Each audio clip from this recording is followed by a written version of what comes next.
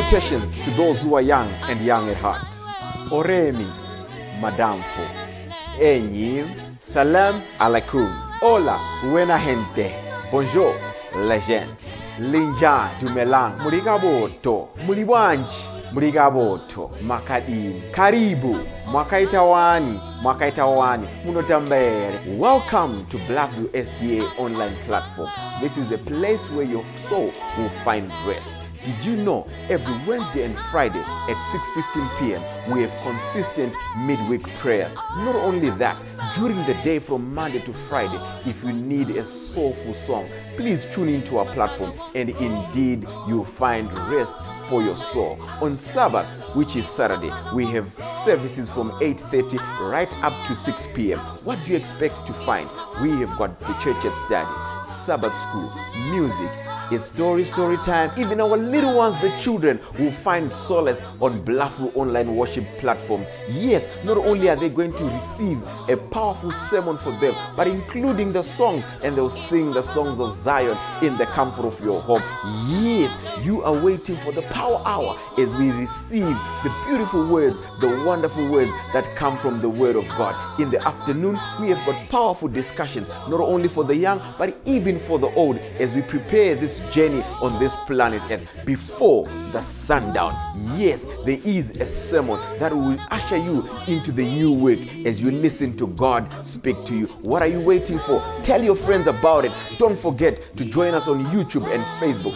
Like our page and subscribe to our YouTube channel. God bless you as we meet on Blackview online worship platform. Nobody can stop me.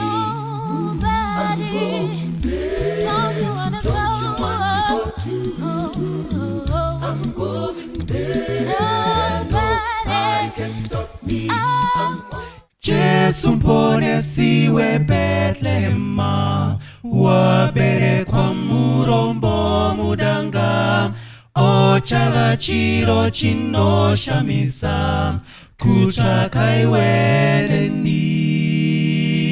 Jesu mpone siwe Bethlehema, wabere kwa murombo mudanga, ochaga chiro chino shamisa, kuchaka iweneni, kuchaka iweneni, kuchaka iweneni, ochaga chiro chino shamisa, kuchaka iweneni. Jesu mpone si oti kapasi, chitizo chakanaka chinoda, di chamuona oti kapasi, oti kira ini.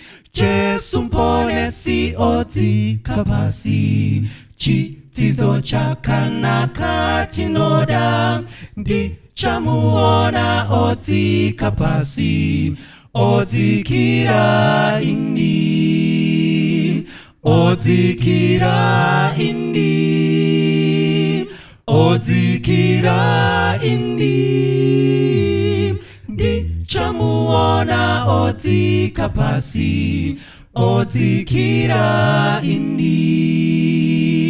Di chamuona odikapasi, odikira ini, odikira ini, odikira ini.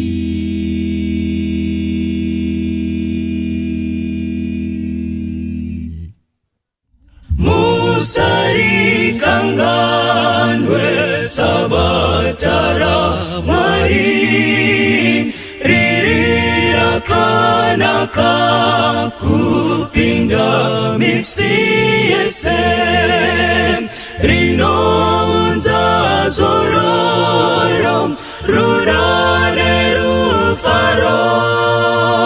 kunaka kwe kudenga kunocheka narom tino tendange sabatamu siwa mwari tino tendange sabatamu sabata musi wa Mwari.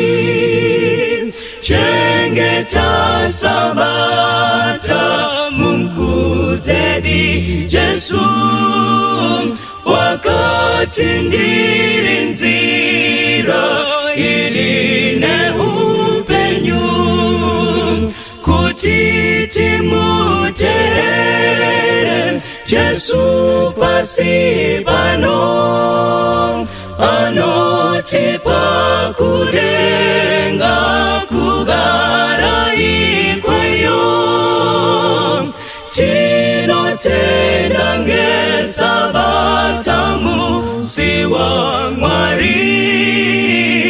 Tino tendange sabata musi wa Mwari.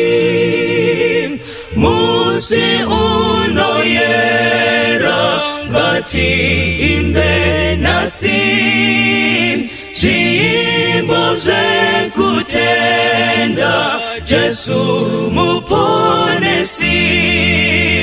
Omonesi we mutam geruna rukuru, tatenda ngechitiza munagara nesu. Tino tenda nge sabata musi wa Mwari. Tino tenda nge sabata musi wa Mwari. Tino tenda nge sabata musi wa Mwari. Tino tenda nge sabata musi wa Mwari.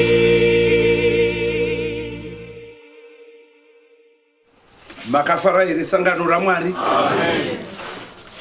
Toda kutenda zvikuru navaimbi vatimbira zvakanaka kwazvo. Tisarega kuvungana sezvinoita vamwe, nokuti nguva yafamba. Regai tikurumidze kupinda mukati meshoko raMwari. Bhaibheri shoko raMwari kana tichitaura kwatiri kumunhu rinoti chose chaunoita uchiite nomwoyo wose, usingaitiri vanhu asi itira Mwari. Pose paunenge uri, kana kuri kuteerera shoko, teerera nomwoyo wose. Hausi kuteerera pastor makuvire, uri kuteerera Mwari wako. Kana tava kuverenga shoko raMwari, ava kutaura nesu ndi Mwari. Kana ukamunzwa waita zvakanaka, kana ukasamunzwa unogona kutora chituko, kana upenyu kushata kweupenyu hwose. Hakuna munhu anomunyama. Munhu anomunyama, ndoda kuudza nhasi, ndi Satani. Usamutendera kugara pamwoyo pako, usamutendera kuva nehope, usamutendera kukusuwisa pachinhambo chokufarira shoko raMwari. Vakomana navasikana vaimba kudenga kwakanaka. Mufaro chete chete hakuna makuva. Musoro wedu wenyaya unotiwo chinokosha kupedza gwendo. Saka iwe neni tiri mugwendo gokuinda kudenga. Kudenga kusina jara, kudenga kusingagwariwi. Tiri pagwendo zvamunoona takadai. Takagara takadai uri kutoronga gwendo, aidha gwegehena kana gokuinda kudenga. Vazhinji vakagona kutanga gwendo, asi vamwe vakakonewa kurupedza. Nzendo kana ukatarira natural dzinofambwa nenzira dzakasiyana siyana. Kare vanhu vaifamba namabhazi, vamwe vaigurira nechishoka, vamwe vaifamba namabhasikoro, vamwe vaifamba nendege kwamazuva ano, vamwe vaifamba nengoro, vamwe vaifamba nezvitima. Nanhasi vamwe vanofamba nedzindege, vamwe vanofamba nemotikari. Asi gwendo gwatinago rukuru gunofambwa nokutenda shoko raMwari. Mukavona vanhu vose mupasi rino vasiri pagwendo gokuinda kudenga, nyangwa akafuma nenzeve unowisa urombo kudarika vanhu vose. Rega ndikuudze munhu waMwari, usawisa urombo uri pana nyangwa une bhutsu imwe yakasungwa newaya kana uchitenda shoko raMwari uri mufumi panyika ino nokudenga. Nyika ino hatigari nokusingaperi, inodarika newe uno expire. Gwendo gwatinago kana uchidzidza vakorinde wechipiri chapter 5 verse 7 inoti nokuti hatifambi nokuona tinofamba nokutenda. Jobho unombotiye pana chapter 16 zvikanzi naJobho 16 verse 22 nokuti kana makore mashoma apfuura ndichafamba nezhira yandisingazedzokizve nayo. Kana makore mashoma apfuura uri munyika ino nyangwa uri chigwindiri uchafamba nezhira yausingadzoki nayo nokusingaperi. Kana ukazorora watofamba zhira yako aidha yokuponeswa kana yokurashwa. Regai timboverenga bhuku raPaul mubhuku ramabasa Paul achitaura Acts chapter 27 tiverengerewo pavhesi ra10 inoti akati kwavari ndi Paulo akati kwavari varume ndinoona kuti rwendo rwedu ruchava nokutambudzika nokurashikirwa kukuru zvisani zviri zvomutoro nechikepe bedzi asi nokoupenyu hweduvo. Paulo ari pagwendo gwake unoti varume hama gwendo gwedu guchava nokutambudzika. Ticharashikirwa zvikuru kwazvo. Hatirashikirwi nemitoro chete asi kunyangwe noupenyu hwedu. Tererai sangano raMwari. Gwendo gwatinago gunomutungamiri unoi Jesu Kristu guchava nokutambudzika kukuru. Ticharashikirwa navana. Vamwe vachabuda muchechi vomwadoro, vamwe vachabuda muchechi vosvita mbanje, vamwe vachatorwa nenyika vakaitevera. Gwendo gwatinago guna matambudziko mazhinji. Ticharashikirwa, tichatambudzika navana vedu voramba Mwari, voda chivi kudarika kunamata. Tichava namatambudziko nyangwe mumichato. Zvimwe zvichabva kuna mai vanenge vachishusha murume kusvikaita BP. Kune vakadzi vanonetsa murume apfuura achishanda kungovata mazuva maviri kune kwamanga muri reva kwawanga uri ndanga ndichishanda zvitina zvinorema haasiwo matiro ako. Dati kuchava namatambudziko. Zvinoda vanhu vanotsvaka shoko raMwari. Zvimwe zvinobvawo kuna ana baba vasingadi kukura, vanoiva naJohani nyangwa ava navana. Akabona munhu wapfuura nedhiresi unoita sachapinda mumota akatarira mvana. Rakandikuudza munhu waMwari, gwendo gwatinago guchava namadambudziko makuru kwazvo. Gunoda vakatsamhira pashoko raMwari. Itoimba guyo gwandinago ngokuti Mwari akubetsere. Tenzende tungamire mokati mezvietso mananda andebata onde mwedo dombo ndeweke ishe ndewemu motungamiri tenzindi zitungamire. Namata Mwari akutungamire mugwendo. Bhabhiri rati guchava namadambudziko makuru kwazvo. Satani ndiye unokanda madambudziko kuti kana zvichibvira urashe Mwari. Tichava namadambudziko makuru kwazvo. Mamwe madambudziko mugwendo gokutenda ndokugwara. Uchagwara ugonamata, madhokta agokonewa chigwere. Kana usina kutenda uchaenda kun'anga. Kana usina kutenda uchaenda kuvaprofita venhema. Ndati kana usina kutenda uchabuda chechi. Gwendo gwatinago guchava namadambudziko makuru kwazvo. Tichashayikirwa nehama dzedu. Vamwe tichashayikirwa navarume. Vamwe vana vedu vachafa. Vamwe madzimai edu achafa. tichafigwa navabereki asi rega ndikuudze munhu waMwari, hold on to Jesus. Gwendo usabuda, Jesu Kristu ari kuuya. Akawana washaikigwa nehama vachitenda muna Kristu vose vachamutswa vachiwana upenyu hunogara nokusingaperi.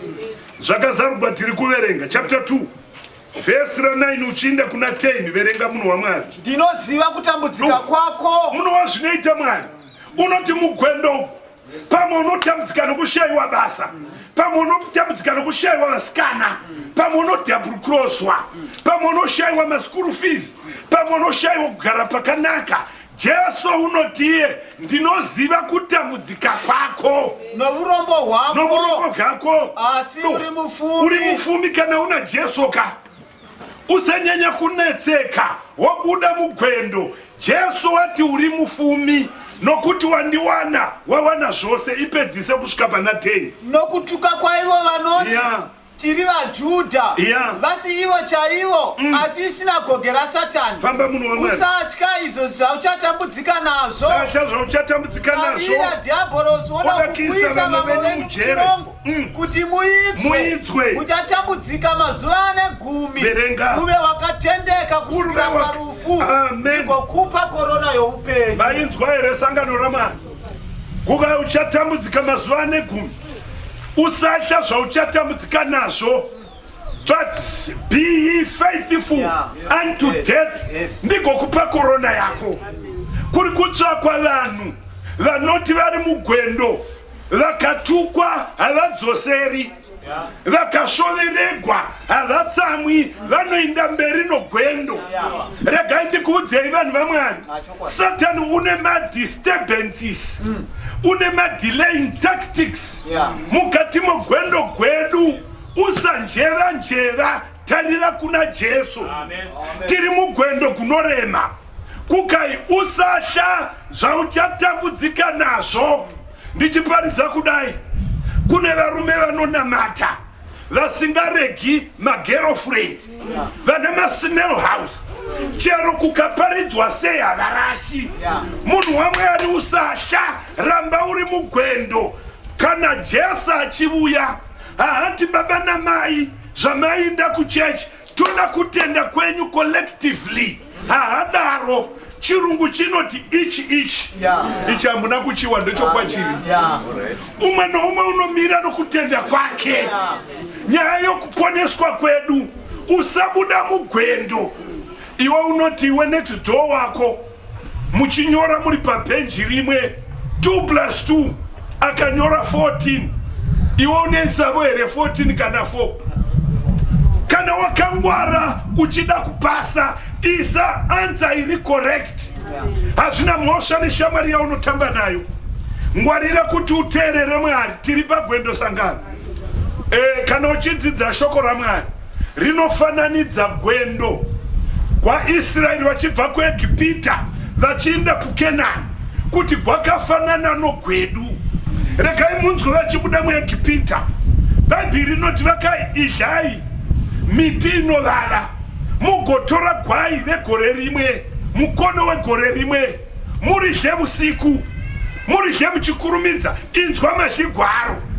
Exodus chapter 12 verse 11. Tega munhu waMwari. Muridye kudai, makasunga zviuno zvenyu, Amen. makapfeka shangu dzenyu patsoka dzenyu, makabata tsvimbo dzenyu mumavoko enyu, muridye muchirikurumidza. Ipaseka yaJehovha. Mwari ngaavongwe nevhangeri. Bhaibheri rinoti muridye kudai, idlai muchikurumidza, muridye makasunga bhutsu dzenyu, makadabata tsvimbo usiku hwanhasi munobuda. Regai ndikuudzei vanhu vaMwari, kana tiri pashoko raMwari, zvose zvatinoita tinoita takagadzirira kuinda kudenga. Nemakei Jesu ari kuuya. Kukai muise ropa pamagwatidziro. Bhaibheri rinoti vakaisa vose navamwe.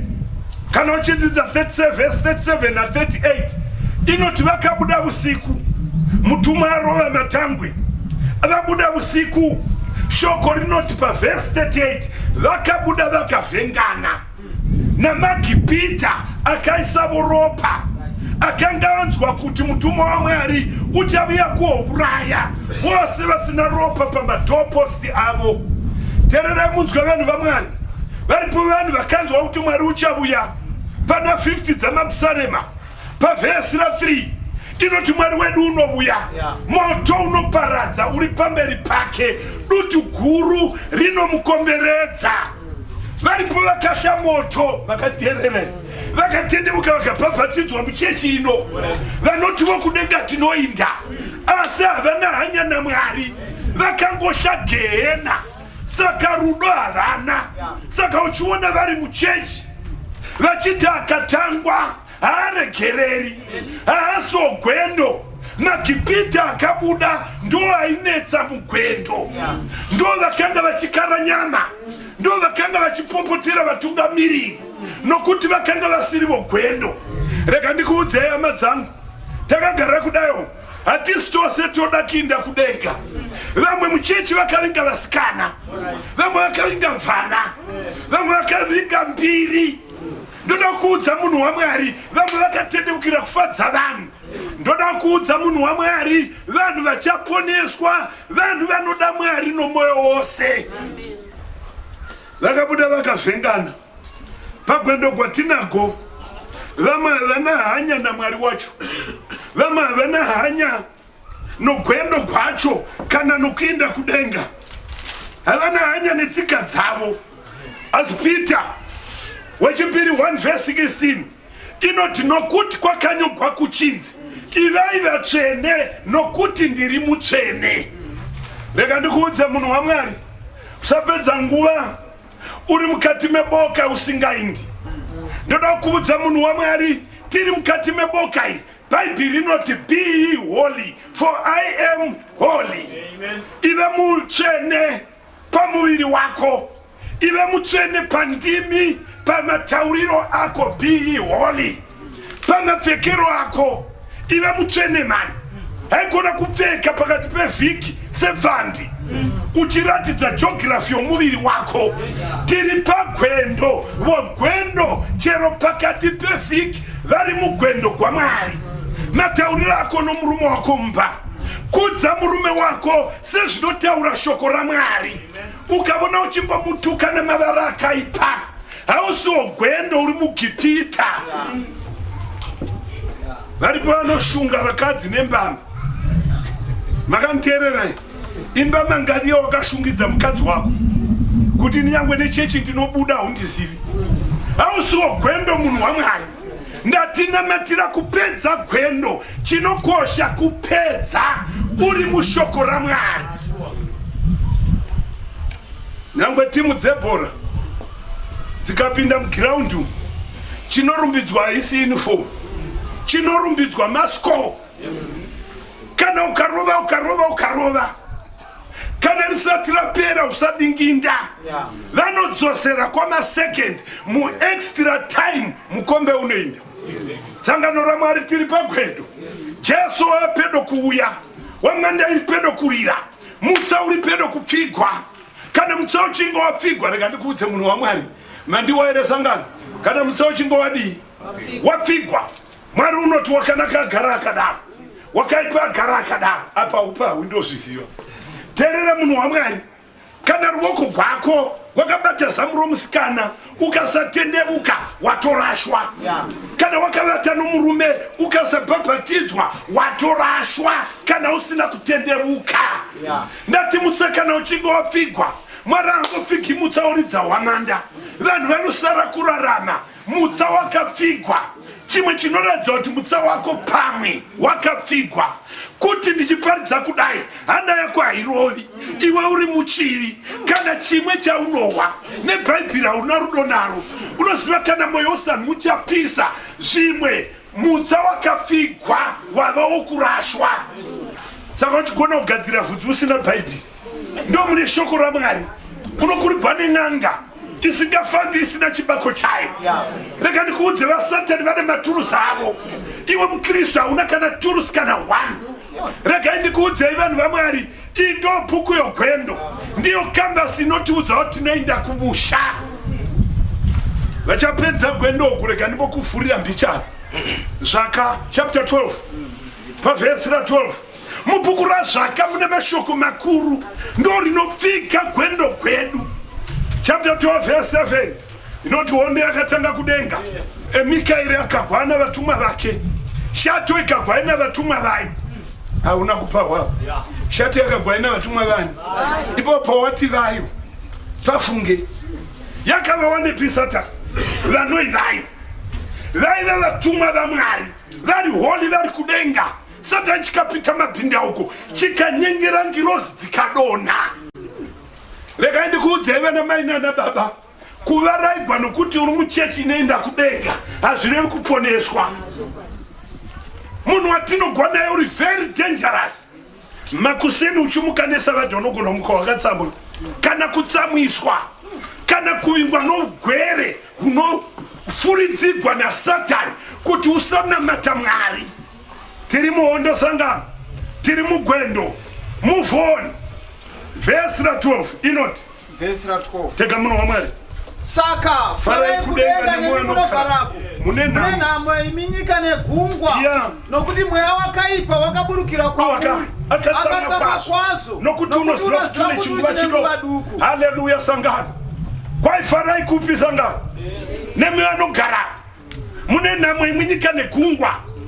Isu tisu tine nhamo. Haikona kuvaraigwa mazuva atimire. Satani hana kupusa, unogwa masikati nousiku. Saka uchiona pari clear, Mwari achiti ita mukadzi umwe muoneita vatatu.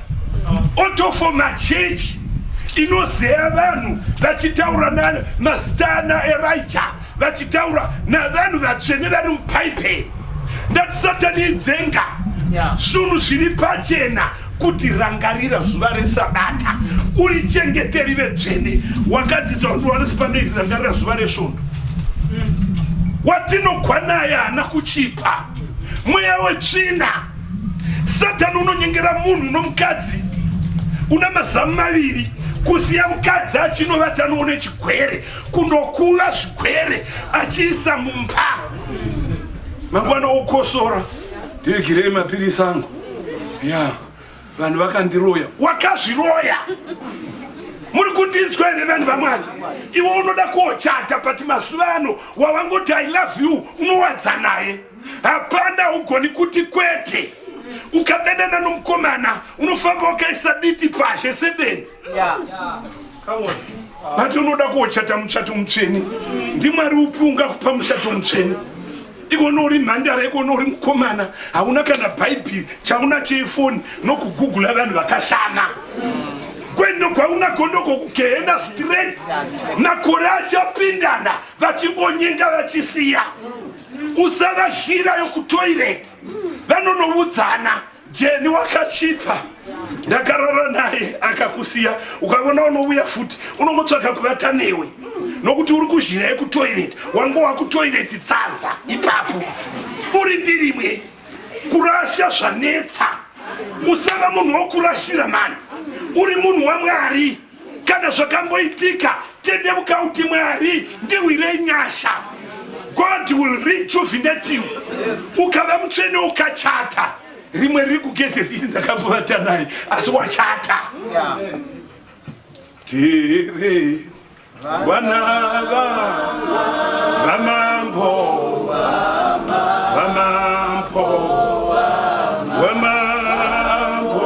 vamwari voupombwe vakabvisa, vamwari vokunyima vakabvisa, zvikacheregwa pasi pomuoiki. Lero tiri pachivi tanti vakaisa pasi pomutamba nokupfuurira mberi nogwendo. Jakobho wakapedza gwendo, zviMwari aparadza. Ndoda kuudza munhu waMwari, David wakarupedza gorema, akavata nomukadzi womunhu, akaurayisa murume wakona. Asi woda kupedza gwendo pana 51, unoti Mwari sikai moyo wakanaka mandiri, musabvisa kuponeswa kwenyu mandiri. Rimwe dzenga ndiSamsoni, gwendo gwakada kumunetsa, abakwa navaFiristia, vakamuisa muzimba, vakamudzanisa. kusvika adzana ziya rabuda achidzanira zvimwari zvavafiristia. Teerera munhu waMwari, njira yakafamba naSamsoni hauna kundiwa. Chinditeerera ndinamate newe. Njira yakafamba naSamsoni ukafamba nayo unonohengwa. Zvakawana Samsoni, ungava musikana ukafamba uchiwadza pose pose vachabvisa maziso. Muripo here? Vachabvisa utano. Ndiwe haugoni nyangwe kutakura trei, hauisumudzi. Mwari abvisa utano. Ukafamba nenzira yaSamsoni, nyangwe uri mukomana zvichakubata chete. Vakatumbura maziso. Waitamba murima asina maziso. Aneta nokutamba Samsoni. Unoti mukomana ndisevo papira romutemberi. Mwari nenyasha dzake vhudzi rakatanga kumera. Amen. Mwari nenyasha dzake ukavona Mwari akumutsa moyo, funga gwendo gwawakasiya. Bhaibheri rinoti amira papira akaziva nhamo yake nomukuru hwezvivi zvake akanamata munamato wandoda kunamata newe. Unoti pavhesi ra28 Judges 16 kukanzi Mwari ndirangarire nguva ino chete, one more time ndiwedzekwe simba ndife, kana ndafa ndiponeswe, handichadi kuramba ndichidzana. Teerera munhu waMwari, ndoda kunamata newe. Vanga vachidzaniswa nowakaipa, wanga uchidzaniswa wakabva kuchipatara ukananga kun'anga hazvina kunaka, wakananga kuvaprofita hapana pawakabatsigwa, wakarega dhara iro ukatora mukomana uyu ukatsvaka uyo hapana chakafamba, wakatora basa iro ukatora iro ukashanda neSabata hapana chakafamba. Unomunamata unoti one more time. Mwari ndirangarire, ndoda kuti mundirangarire ndiponeswe nemi, ndiwire muruoko gwenyu. Ndoda kufamba kudzoka mugwendo. Vanofamba mugwendo gwaMwari, Mwari unosuplya kudya vavete, unosuplya utano pasina pirisi. Ndiye Mwari watonamata. Unoda here kupedza gwendo? Simukative nenguva yekunamata. Simukative nenguva yekunamata. Ndoda kunamata newe munhu waMwari. Shoko rinoti uyai kwandiri imi mose makaneta makaremekwa, ndinokuzorodzai. Pane here waremekwa? Unoti Mwari, ndoda kuti mundidzwire nyasha, mundipe zvandinokumbira. Ndoda kunamata newe munhu waMwari. Ndoda kunamata newe. Hatibodi wakawanda anoti Mwari, ini ndiri pano ndaremekwa, ndine chandinokumbira, ndine one thing chandinoti Mwari ndirangarire. Hazvitori maseconds Mwari ukubatsira. Uya kuna Mwari. Ndoda kudana uye panapa tinamate newe. Uripo here unoti Mwari, ndiri pano ndoda kuti mundiwire nyasha, ndoda kudzoka mugwendo, mundiponese nokuda kwenyasha dzenyu. Uya tinamata. Ndoda kunamata newe one. Unoti ini ndiri pano Mwari, zviripo zviri kufamba muupenyu hwangu, pamwe project, pamwe vana, pamwe muchato, pamwe ujaya, pamwe umhandara. Unoti ndiri pano Mwari, njira yanga yondiremera gwendo gorema, ndoda kuponeswa nemi. Ndipei simba mugondiwedzera mazuva okurarama, mugondipa zvandinokumbira. Kana aripo wakadaro yomire pano, ndoda kunamata newe. Mosande forate enze uyatinamate parapo. Zaindo chema zvipire mumavoko aJesu. Mwari unonzwa vanhu vanozvipira avatoponeswa. Mwari atovakomborera.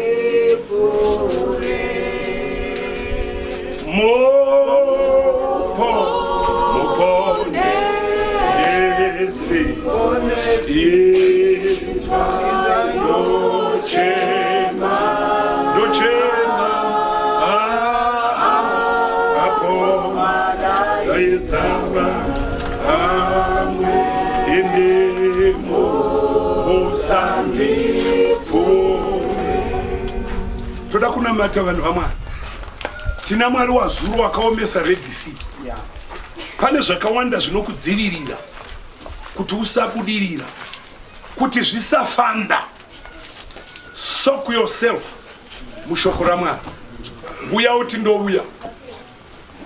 Kuna Jesu, kuna Jesu, kuna Jesu, zvino, o zvino. Uya kuna Jesu, kuna Jesu, zvino. Ngatidzore uso tina Mwari. Baba vedu vokudenga, muri Mwari anoda vanhu vanopedza gwendo. Pane zvakawanda zvinogwa nesu mukati mogwendo. Dhiabhorosi unokanda nyangwe mweya yetsvina, yovhiringa vana vedu, yovhiringa varume vedu, yovhiringa vabereki vedu, madzikomana vanun'una. Wamandaikarira zvakadai Mwari, dzimwe hama dzedu hadzimo mugwendo. Toda kunamatai Mwari usina chinokona, hamuna chamakapiwa chamakatadza. Vafamba vachiuya kuno mberi, munoziva mitoro yavo, turai nezita raJesu. Munoziva maprojects avanawo, zarurai nezita raJesu. Munoziva shungu dzemoyo nezvavanokumbira, Mwari zviite. Imwe michato yawigwa naDhiabhorosi, gadzirai Mwari nokuti vauya kwamuri. Vamwe humwe ugwere hwadisturba kufamba gwendo gomunamato, gwendo gokuverenga mazisa amwe haachavoni. Toda kutendai nevauya kwamuri. Havana kuuya kumuparidzi, vauya kuna Jesu unozvigona. Masikati makuru akadai ngavabve pano vachiti Jesu wandisunungura. Zvavanga vachikumbira zvaitika nezita raJesu. Tinokutendai nesangano rakamira netsoka vanoti Mwari musatitendera kuneta pagwendo. Tizadzei nomufaro zvikuru nomweya mutsvene. Tikunde madambudziko ose nezvigumbu nezita raJesu. Tatenda kuti matotigamuchira mukatiitira zvatakumbira, nokuti tanamata nokupotera muzita ramuponesi wedu Jesu. Amen. Ndokutewera mponesi kwese kundinogara, apo imwi munoenda unde ndokutewera, ndokutewera mponesi kwese kundinogara, apo imwi munoenda unde ndokutewera.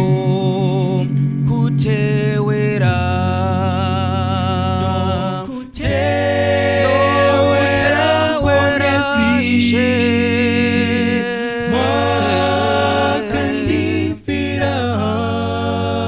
kana vese vakusiya, ini ndokutewera kuti ndinoona dambudzo inizve ndichiedzwa, imizve makamboedzwa, ini ndokutewera.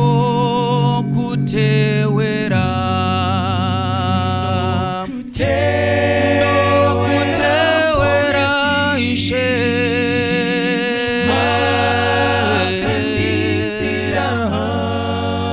kana vese vakusiya, ini ndokutewera kuti ndinoona rufu musati zvemauya, makafa makambovigwa ndichiri kutewera, makafa makambovigwa